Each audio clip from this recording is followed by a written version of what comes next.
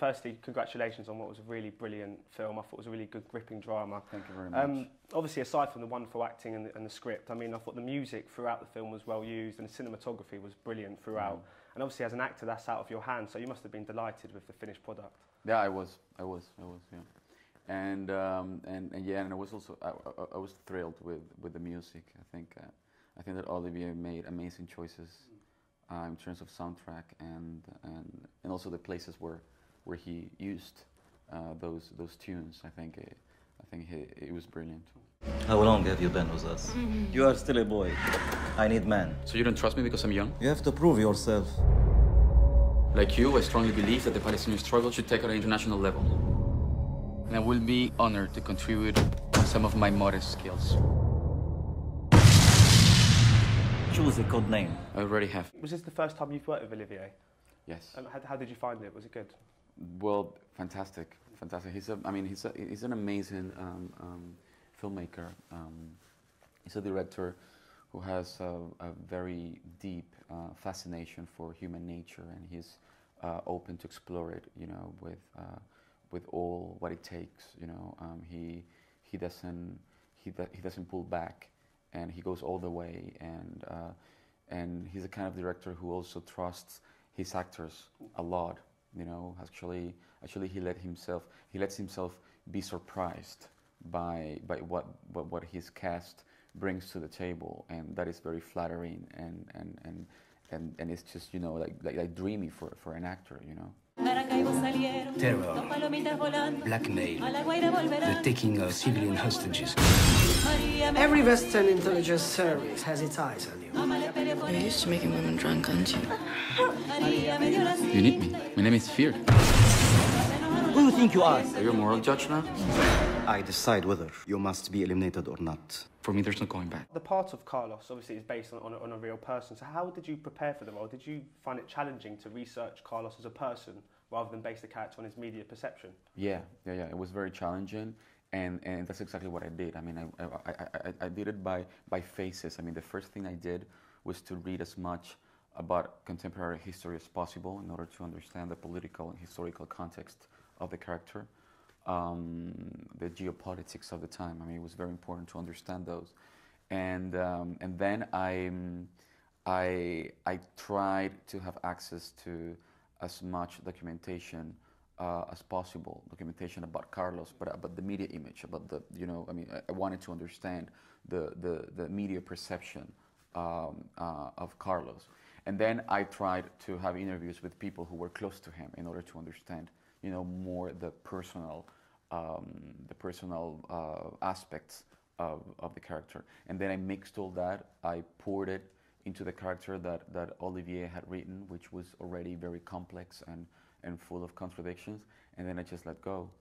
And obviously Carlos was a terrorist, and it's your job as an actor to get into the mindset of the character. So did you sort of find that sort of difficult to sort of become a terrorist sort of in your mind as well as...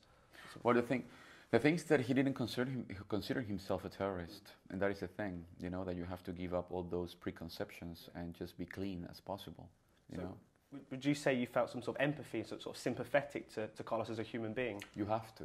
You have to. I mean, you have to find certain ways to connect to the character and to try to understand him and to embrace him. I mean, with all its darkness, and also trying to find, you know, his rays of light, so you can really embrace the whole humanity of the character.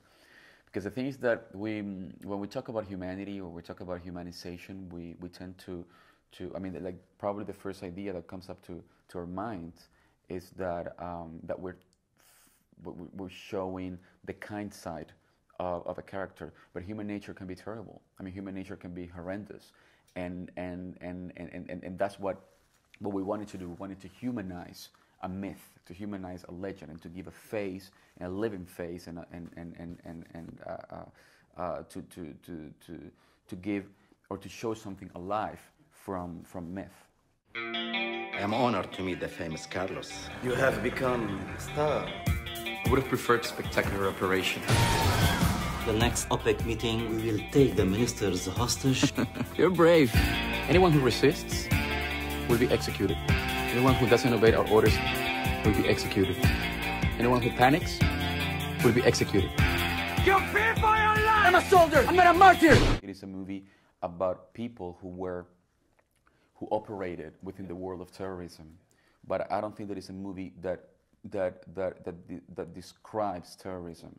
I think that talks about the people there, and I think that's what is so brilliant about the way Olivier wanted to tell the story and the angle that he had, because it could have been a political movie, and it could have been a movie about terrorism, but in my view, it isn't. I think it is a movie about, you know, human experience, about human conflicts, and how these people dealt with the consequences of their choices. Look at you. You are a wreck. The Cold War is over. You are a historical curiosity. You betrayed us, and you will pay the price. Throughout the film, you spoke a sort of variety of languages, Spanish, French, English, which really showed off your linguistic credentials. Did you find it difficult throughout the film to sort of switch between different languages? No, I find it interesting. I find it, you know, like very. Actually, it was very organic because it was a reflection of what was going on behind the cameras. I mean, we're talking about, you know, a huge crew conformed by people from, you know, like all over the world, and exactly what you saw in the movie was going behind the cameras. You know, exactly the same thing was happening. I mean, I would speak with Olivier in French and in English, you know, depending on with whom we were, you know, speaking, or by whom were we surrounded. I mean, if we were with the German cast, then we would switch to English, because, I mean, you know, most of them didn't speak French. And then if I was with the German cast, then we would speak German. And then when Olivier approached, we would switch to English, and so forth. So I think it was, you know, and this is how it happened. Yeah. I mean, this is how it was, you know. I mean, like German activists, you know, like mixed with Italian, mixed with people from Palestine. I mean, it was. I suppose it does give the film sort of a touch of authenticity in a sense, doesn't it? That yeah. you are all speaking the correct language that was being spoken exactly. at the time. Obviously, for the part, you had to put quite a lot of weight on as well, sort of especially towards Carlos' sort of later years. Did you find that quite hard, or was it even sort of enjoyable to put weight on? Well, it was hard, and it was not enjoyable at all. No, it was not. It was not as fun as you would think, because when you're forced to do things, it's not fun. And I had to do it in a very short period of time, so it required like a lot of, you know, effort in eating nonstop. Even when I wasn't hungry at all. So did you find it easy to come off in the end? Because I've always felt that actors who put weight on for films, I've always wondered if they can sort of they've got into bad habits, and if they could almost sort of stay overweight. Yeah. No, I kept the same habits. You know, I mean, I love sweet stuff. You know, and I couldn't. You know, actually it's funny because when I was putting weight for the movie, I didn't eat as much sugar as I normally, you know, do. You know, like sweet stuff. But yeah, I mean, the first half of the overweight, I lost it very quickly. But then I had to like work harder for the rest to get back to my weight. Brilliant. Okay. Thanks very much. Thank you very much. Yeah. Thank you. Thank you for Cheers. coming. Thank you very much. My name is Carlos. You may have heard of me.